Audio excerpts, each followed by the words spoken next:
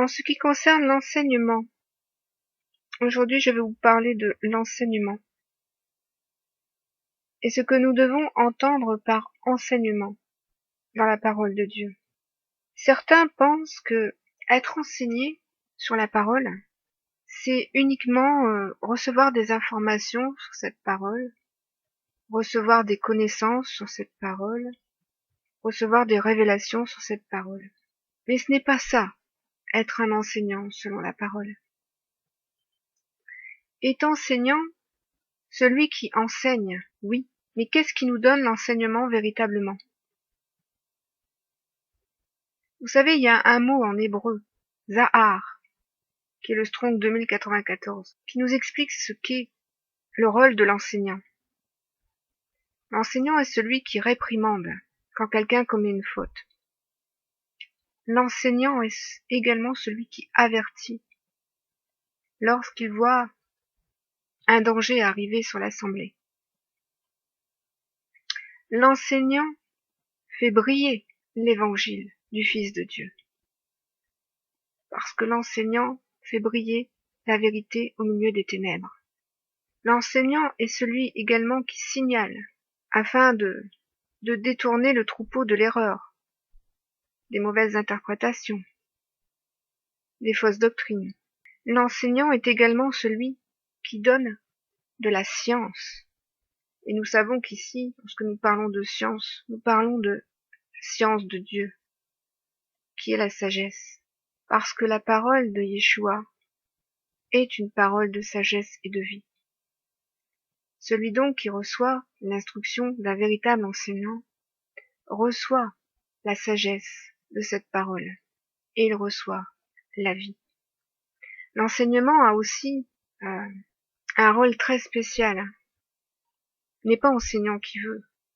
L'enseignement est là pour dompter ceux qui sont rebelles à la vérité afin de les amener à l'obéissance. Voyez, l'enseignement est là pour redresser, pour dompter, pour amener à la soumission de la vérité. Pourquoi Paul dira d'ailleurs en 2 Corinthiens 10, nous renversons les raisonnements et toute hauteur qui s'élève contre la connaissance de Dieu, et nous amenons toute pensée captive à l'obéissance de Christ. C'est cela, la qualité d'un véritable enseignant, d'un véritable pasteur. C'est celui qui amène à la connaissance de Dieu, c'est celui qui amène à la connaissance de Dieu, afin d'amener la pensée de tout homme captif à l'obéissance de Christ. L'enseignement est là pour nous assujettir à notre maître. Je le rappelle, nous sommes esclaves de Christ, nous sommes esclaves de Yeshua. Et le véritable enseignant nous assujettit à cette parole, car il nous assujettit à cette vérité. Le but de l'enseignement a pour but de redresser tout ce qui est dans la nature de l'homme comme rebelle à l'obéissance de Dieu. Et nous savons que lorsque nous passons la mort à la vie, nous passons de la chair à l'esprit. Et il faut que ce vieil homme soit parfaitement dépouillé de tout ce qui pourrait, comme dit Paul, s'élever contre l'obéissance de Christ ou s'élever contre la connaissance de Dieu. Alors l'enseignement n'est pas pour ceux qui sont orgueilleux. Bien au contraire, l'homme qui est de nature orgueilleuse ou qui a des pensées orgueilleuses ou des pensées rebelles ne voudra pas soumettre sa pensée à l'obéissance parfaite du Seigneur. Au contraire, un tel homme tordra la parole, tordra la compréhension de l'enseignement pour rendre la parole conforme à ses transgressions. La parole est la lumière de vie que nous a donnée Yeshua, et cette lumière est faite pour briller dans nos cœurs. Et si cette lumière est faite pour briller dans nos cœurs, c'est parce que lorsque nous recevons la parole, nous recevons l'enseignement de cette parole.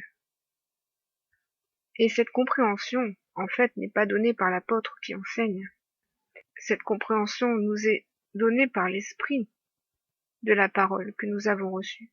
Parce que n'oubliez pas que la parole qui est un enseignement est esprit de vie et de vérité.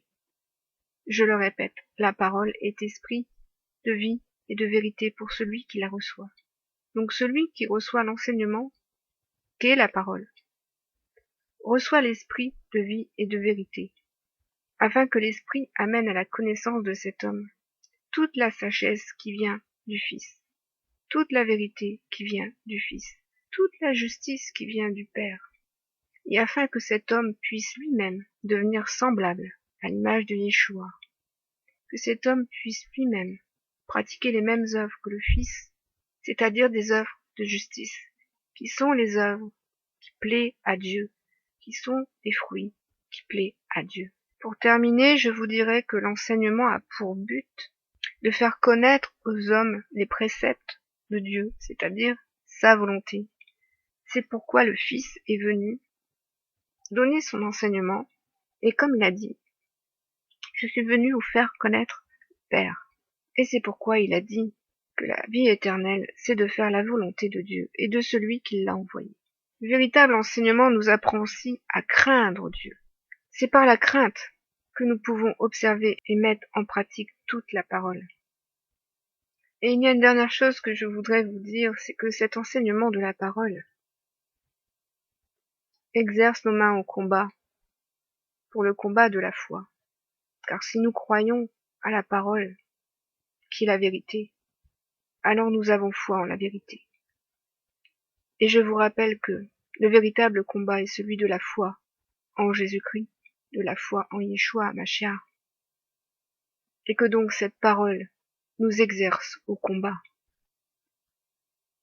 Mais cela sera l'objet d'un autre audio que je dois vous faire sur ce qu'est le véritable combat d'un enfant de Dieu, ce qu'est le combat de la foi. Voilà, frères et sœurs, pour cette petite audio de témoignage concernant ce qu'est l'enseignement.